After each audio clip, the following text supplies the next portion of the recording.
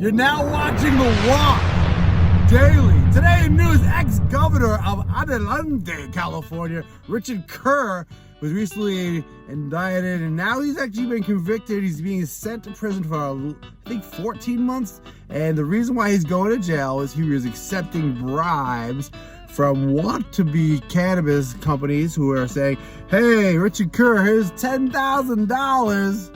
Let me get my business. And he did it. And he actually pulled it, they said $80,000. But now he's going to jail for a while, and he's losing his job as the mayor and all kind of problems. But, you know, the problem is that cannabis, it shouldn't be in the hands of kingmakers. People can't handle that responsibility.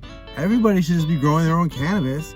And then Richard Kerr, he would be still taking care of his kids instead of being in a jail for 14 months for only taking $84,000. That's not enough money, Richard Kerr. If you're gonna do the crime, you're gonna go big or go home. But you're not going home, you're going to jail.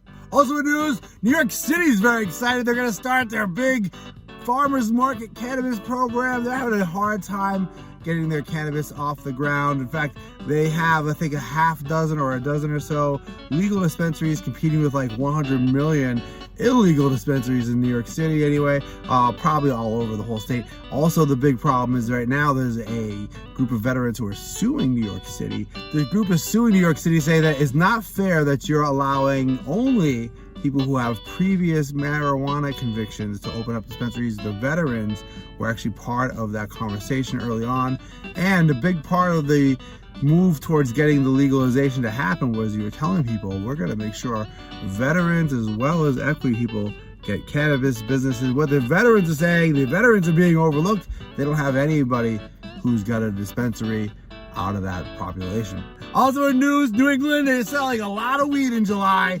Massachusetts, Maine, and Rhode Island all have record months this year, this July of 2023. In fact, Connecticut, they haven't done their numbers yet, but they're going to probably be in that group also. One particular state who's not going to be in that group is New Hampshire. They're missing out on the party. In fact, nobody in New Hampshire is making any money off cannabis, and that's terrible because the tax rates in New Hampshire for property taxes are very high, so are the energy costs, and people can't offset those numbers with cannabis like they can in other New England states. But the people in New Hampshire, they're leaving the state to go get cannabis in other places.